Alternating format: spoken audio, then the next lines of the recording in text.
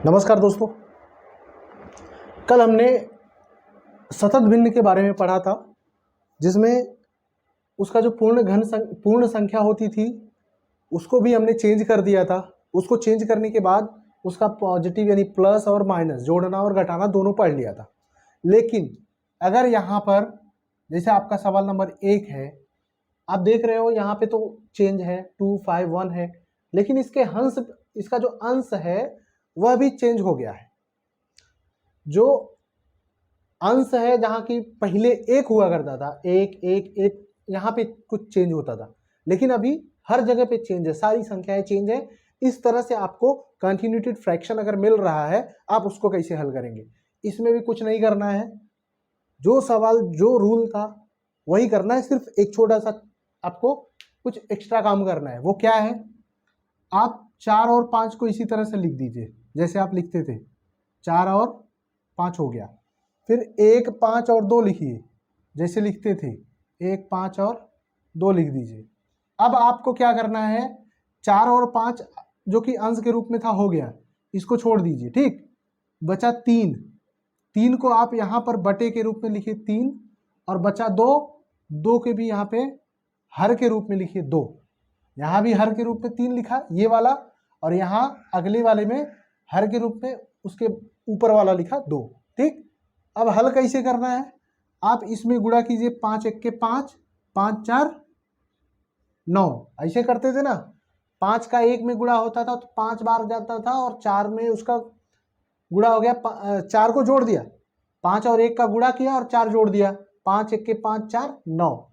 अब देखो 9/3 हुआ, इसको हम लिख सकते हैं कितना? 3। 3 त्रिका 9 होगा ना। अब 3 का गुणा 5 में होगा, 3 पचे 15, 15 और 5 20। अब 20 और 2 हो गया 10, 20/2 का मतलब 10। अब क्या किया? 10 दूनी 20, 20 3 23। क्या हो गया? 10 दूनी 20 3 23। इसका आंसर क्या मिला आपको? 23/10, या इसको हम 2.3 भी लिख सकते हैं। क्या हो गया? 23/10 बराबर। सिंपल सा फॉर्मूला है। सिर्फ आपको जो बचा हुआ 4 और 5 तो आपने लिख दिया, जो बचा हुआ है 3 2, या और भी होता इसी तरह से कंटिन्यू बचा होता तो नीचे के जो बचे हुए उसको हर के रूप में आप लिखते चले जाते आगे की तरफ। ठीक, इसी बेस पे आप हल कर सकते हो। चलो दूसरा देखते हैं, इसमें आपका क्लियर हो जाएगा।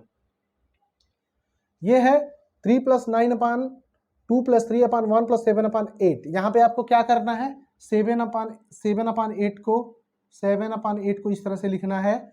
1 2 3 1 2 3 इसका गुणा के रूप में लिखना है। बाकी बचा 7 और 8 तो हो गया था, यहाँ बचा 3।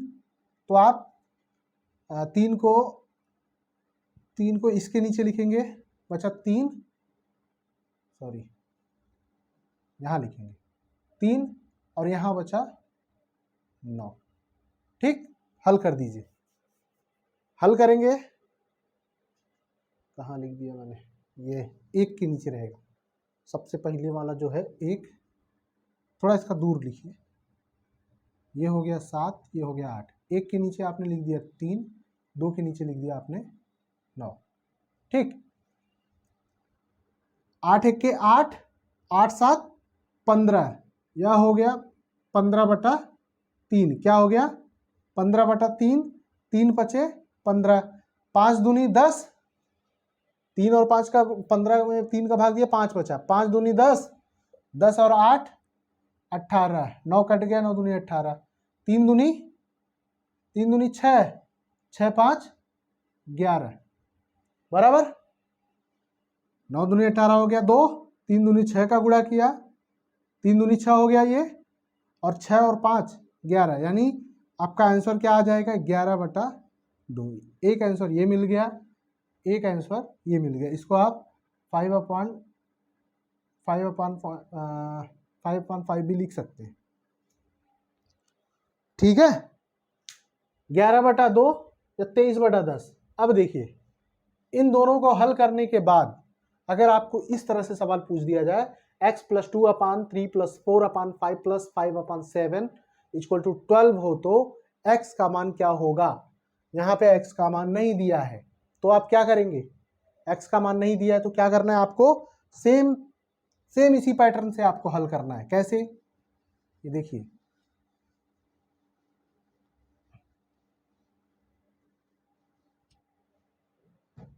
क्या करना है, सबसे पहले आपको 5/7 लिखना है। 5/7 था, 5 7, फिर बटा 5 3 और x है, यहाँ पे 5 3 और x, थोड़ा जगह दे के लिखेंगे तो आपको समझ में आएगा, ठीक है। 5/7 तो हो गया, 5/7 बटा 4 बटा 2, बटा 4 बटा 2, बस खत्म। 7 बचे 35, 35 5 40, ये हो गया 10, ठीक। 10 यही 30, 30 और 7 37, 37 बटा 2। अब क्या हो गया, ये बचा 10 ना, 37 में 10 का गुणा होगा, ये हो जाएगा कितना, 37x बटा 2 और प्लस 10, क्या लिख सकते हो इसको, 37x बटा 2 प्लस 10, यही करते थे ना, इसका गुणा इसके में करते थे, फिर 10 जोड़ देते थे। 37x अपान 2 प्लस 10 हो गया। इतना का मान अगर 12 है, क्या है, इतनी की वैल्यू अगर आपको 12 मिल रहा है तो आप इसको कैसे हल करेंगे, 37 अपान x, सॉरी 37x अपान 2 को ऐसे रहने दीजिए, इसको आप 10 को उधर कर देंगे तो यह हो जाएगा 2, क्योंकि कैसे, ये माइनस प्लस 10 था, उधर जाएगा तो -10 हो जाएगा, तो 12 में से 10 घटेगा 2 हो जाएगा, ठीक। 2 का गुणा इसमें हो जाएगा, 2 दूनी 4, या बचेगा 37x इक्वल टू 4, या x इक्वल टू 4/37, ये आंसर हो गया, x बराबर 4/37। ये यहाँ पे अगर x प्लस 2/3 प्लस 4/5 प्लस 5/7 हो तो बराबर 12 हो तो x की वैल्यू 4/37 होगा, ठीक। चलिए 3 सवाल हो गए। इसी तरह से आगे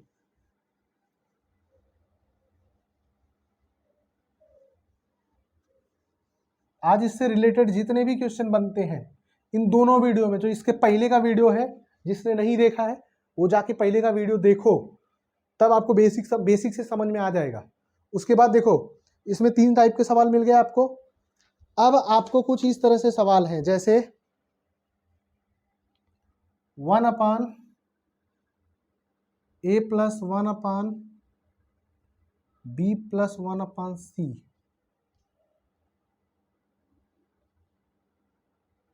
इक्वल टू 9/26 हो तो a प्लस बी माइनस सी का मान ज्ञात करो। a प्लस बी माइनस सी बराबर क्या होगा, ये आपको ज्ञात करना है। देखो, जब इस तरह से सवाल आपको मिल जाए ना, तो इसमें कुछ नहीं करना है आपको।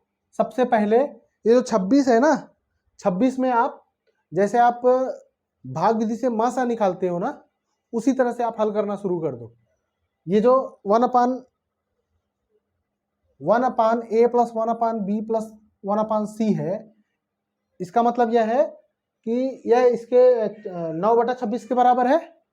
लेकिन अगर यह 1/a plus 1/b plus 1/c है, यानी 1 के हर के रूप में है, अगर हम इसको उल्टा करेंगे तो यह संख्या ऊपर चली जाएगी, यह संख्या नीचे आ जाएगी, तो यह संख्या भी ऊपर चली जाएगी और यह संख्या भी नीचे आ जाएगी। यानी इसको हम केवल इस तरह से भी लिख सकते हैं, a plus 1/b plus 1/c equal to, ये चेंज हो जाएगा 26/9 हो जाएगा। बराबर है, दोनों लिख सकते हैं। अब आपको कुछ नहीं करना है, सिर्फ 26 में 9 का भाग देना है। सबसे पहले हम कोई भी संख्या रहेगा इसको इस रूप में कन्वर्ट करेंगे। ये आपका बेसिक इसका फेस है। इस बेसिक फेस में पहले हम इसको कन्वर्ट करेंगे। a plus 1/b plus 1/c अगर आपको मिल जाए तो 26 में 9 का भाग दीजिए, 9 दूनी 18, 8 हो गया। जो यहाँ पे शेष आया, यहाँ वाली संख्या से भाग देंगे 8 1 8, एक बार गया, 8 उतार लो, 1 8 8, कट गया। देखो जो पहला वाला जो बार गया है यह a के बराबर होगा, दूसरा वाला जो होगा वह b के बराबर होगा, तीसरा वाला जो होगा वह c के बराबर होगा। यानी पहला वाला जो होगा यह यहाँ पर लिखा जाएगा, दूसरा यानी 1 जो है वो यहाँ पर लिखा जाएगा, 8 जो है वो यहाँ पे लिखा जाएगा। यानी a का मान हो गया 2, b का मान हो गया 1, c का मान हो गया 8। आपको पूछ रहा था a प्लस बी प्लस नहीं a plus B minus C, a की वैल्यू है 2, b की वैल्यू है 1, c की वैल्यू है 8।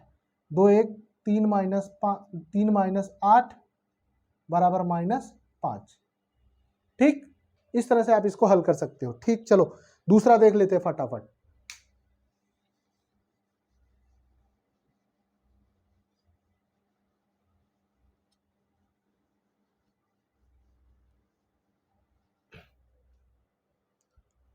दूसरा है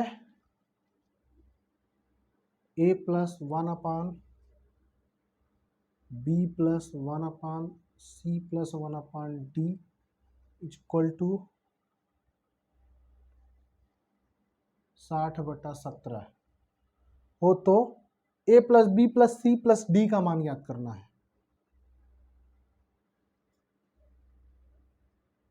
हो तो a plus B plus C plus D का मान ज्ञात करें। ठीक है, तो क्या करना है आपको, मैंने बताया था अगर इस तरह से आपको मिल जाए तो सबसे पहले 60 में 17 का जो आप HCF निकालते थे, हाईएस्ट कॉमन फैक्टर जो आप करते थे जिससे भाग विधि से, उसी तरह से आप इसको हल करोगे। 60 में 17 का भाग दोगे, 60 में 17 का भाग दिया आपने तो ये हो जाएगा 17 तिया 51, 10 में से 1 घटेगा, सॉरी 60 में से 51 जाएगा,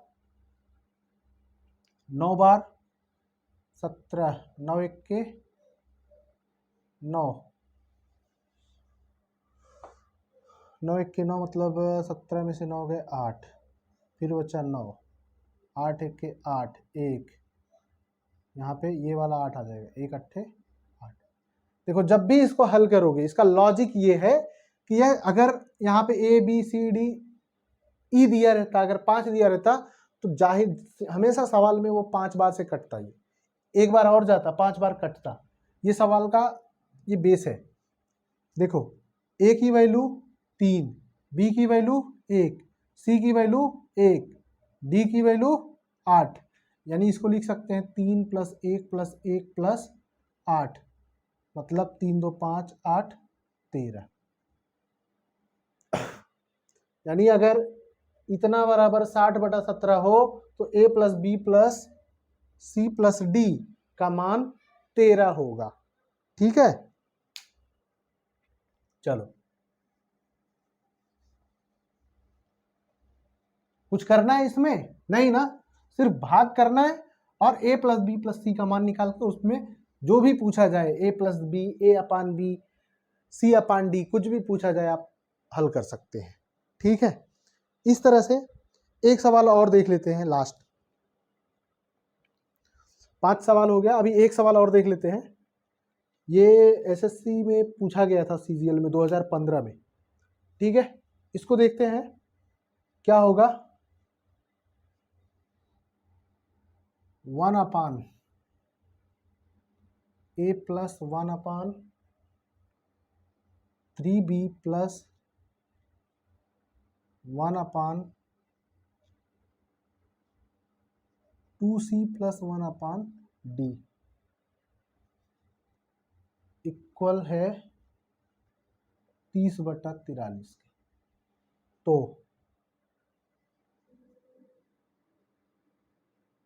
A × B × C × D का मान क्या होगा। ठीक है, A × B × C × D का वैल्यू पूछ रहा है, तो आप क्या करोगे सबसे पहले, अगर यह आप देख रहे हो 1/A + 1/3B + 1/2C + 1/D है, यहाँ 1/, में दिया गया, इसको अंश 1 है और हर ये सब चीजें हैं। इसको हम अंश के रूप में कन्वर्ट करेंगे, जब इसको ऊपर ले जाएंगे तो यह नीचे हो जाएगा, यानी उल्टा करेंगे दोनों पक्षों को, इसको भी और इसको भी, ये एक पक्ष और ये एक पक्ष, दोनों को उल्टा कर दीजिए, तब ये एक जो अंश के रूप में है ये हट जाएगा। तो आप इसको हम जब उल्टा करेंगे तो यह हो जाएगा, यहाँ पे इसको हल करेंगे तो a + 1/3b + 1/2c + 1/d जो है बराबर हो जाएगा 43/30 के। यही था। अब आप हल कर सकते हो इसको। 43 में 30 का भाग दे दीजिए। पहला 1 बार गया, ठीक है, दूसरा 2 बार गया, 13 दूनी 26, तीसरा 3 बार गया, चौथा 4 बार गया। कितना गया? 4 बार गया। 1 2 3 4। लेकिन यहाँ पे एक ध्यान देने वाली चीज ये है, ए की जगह पे तो ए है, यहाँ पे देखो ए बराबर तो आपको मिल गया कितना ना गया था बार 30 से 31, ए का मतलब 1 मिल गया। लेकिन यहाँ 3b है, 3b के जगह पे क्या है? 3b बराबर 2 है। क्या है? 3b बराबर 2, इसलिए b बराबर 2/3। आगे ये जो 3 है 2c के जगह पे आया है, 2c बराबर 3, तो c बराबर 3/2, d मतलब 4, d बराबर 4। एक का मान हो गया 1, a का मान 1 हो गया, b का मान 2/3, c का मान 3/2, d का मान 4। इसको आप हल कर दीजिए। इसको हल करेंगे, पूछ रहा है a × b × c × d, a की वैल्यू 1 × 2/3 × 3/2 × 4, 3 3 से कट गया, 2 2 से कट गया, यानी 4। यानी a + b + c, a × b × c × d की वैल्यू कितनी हो जाएगी? 4। ये आपका आंसर है। ठीक है, चलिए इस तरह से इससे रिलेटेड जितने भी क्वेश्चन थे मैंने कवर करने की कोशिश की है, और अगर जो बाकी रह जाएगा उसको कमेंट बॉक्स में बताइएगा। आपको लगता है इस टाइप का सवाल अगर नहीं हो पाया है तो आप बताइए, हम उसको आपको फिर से उपलब्ध कराएंगे। नेक्स्ट एक वीडियो और बनाएंगे जिसमें आपको वो अवेलेबल करा देंगे। ठीक है, आप उम्मीद है कि आपने ये सारे फ्रैक्शन के ये जो कंटिन्यूटेड फ्रैक्शन है, इस टाइप के सवाल अक्सर एग्जाम में आते हैं। उम्मीद है आप इसको ध्यान से समझे होंगे और आपको समझ में आया होगा। ठीक है, चलिए मिलते हैं नेक्स्ट क्लास में, तब तक के लिए जय हिंद।